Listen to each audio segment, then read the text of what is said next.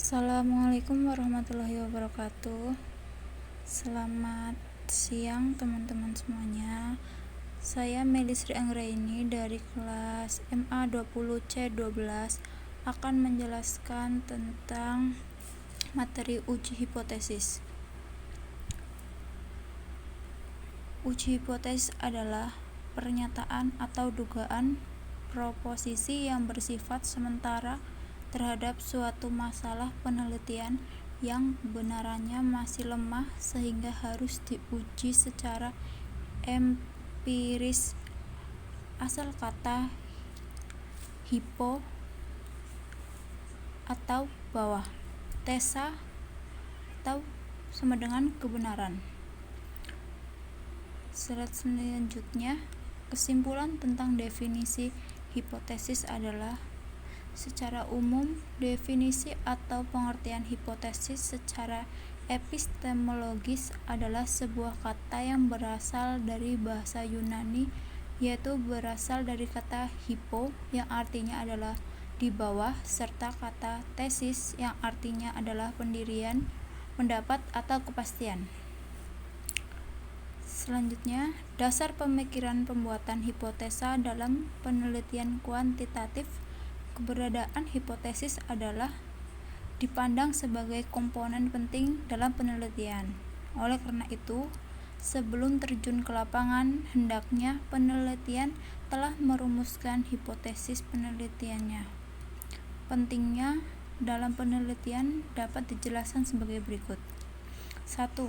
Hipotesis yang mempunyai dasar yang kuat menunjukkan bahwa penelitian telah mempunyai cukup pengetahuan untuk melakukan penelitian pada bidang tersebut. 2. Hipotesis memberikan arah pada pengumpulan dan penafsiran data. Selanjutnya, 3. Hipotesis adalah petunjuk tentang prosedur apa saja yang harus diikuti dan jenis data apa saja yang harus dikumpulkan. Terakhir, 4. Hipotesis memberikan kerangka untuk melaporkan kesimpulan penelitian.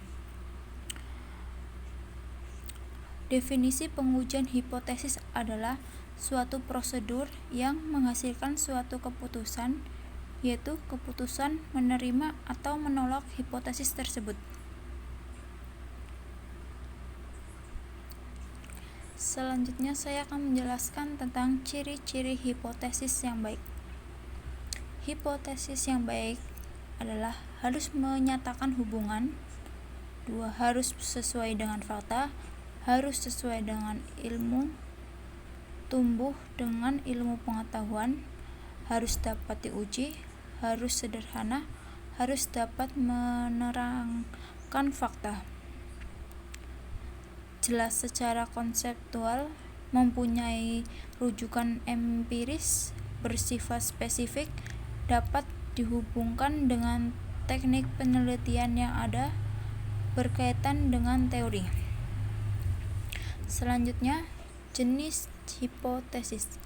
Hipotesis nol atau nihil, simbolnya HO, adalah hipotesis yang dirumuskan sebagai suatu pernyataan yang akan diuji. Disebut hipotesis nol karena perbedaannya nol dengan hipotesis sebenarnya. Hipotesis nol dapat dinyatakan dengan tidak ada. Hipotesis alternatif simbolnya HI atau HA, adalah hipotesis yang dirumuskan sebagai lawan atau tudingan HA. Hipotesis kerjal dapat dinyatakan dengan ada. Selanjutnya, saya akan menjelaskan perbedaan hipotesis penelitian dan hipotesis statistik. Hipotesis penelitian adalah hipotesis yang dibuat atau digunakan dalam suatu penelitian. Contohnya, ada hubungan positif dan signifikan antara pelatih dengan kinerja. Sedangkan hipotesis statistik adalah hipotesis yang dibuat atau digunakan untuk menguji hipotesis penelitian Contohnya HO, tidak ada hubungan positif dan signifikan antara pelatihan dengan kinerja. HO, ada hubungan positif dan signifikan antara pelatihan dan kinerja. Selanjutnya, prosedur pengujian hipotesis. 1. Menentukan formula hipotesisnya. 2. Menentukan taraf nyata dan nilai tabel adalah batas toleransi dalam menerima kesalahan dari hasil hipotesis terhadap nilai parameter populasinya dilambangkan dengan A besarnya 1%, 5%, dan 10%. 3. Menentukan kriteria pengujian adalah bentuk pembuatan keputusan dalam hal menerima atau menolak hipotesis 0 dengan cara membandingkan nilai kritis atau nilai A tabel dari distribusinya dengan nilai uji statistiknya. Terima HO jika berada di luar nilai kritis. 4. Melakukan uji statistik rumus-rumus dari distribusi tertentu dalam kurung T kecil Z besar F besar X pangkat 2.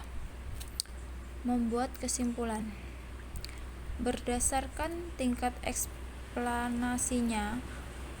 Pengujian hipotesis hubungan atau dalam kurung uji hubungan. 2. Pengujian hipotesis beda atau dalam kurung uji komparatif. 3. Pengujian hipotesis deskriptif. Bentuk rumusan hipotesis. Hipotesis deskriptif. Rumusan masalah. Beberapa lama. Daya tahan TV merek P. Hipotesis. Daya tahan TV merek P sama dengan 11.500 jam. Hipotesis komparatif. Rumusan masalah sama dengan bagaimana daya tahan TV merek P bisa dibandingkan dengan TV merek Q. Hipotesisnya sama dengan daya tahan TV merek P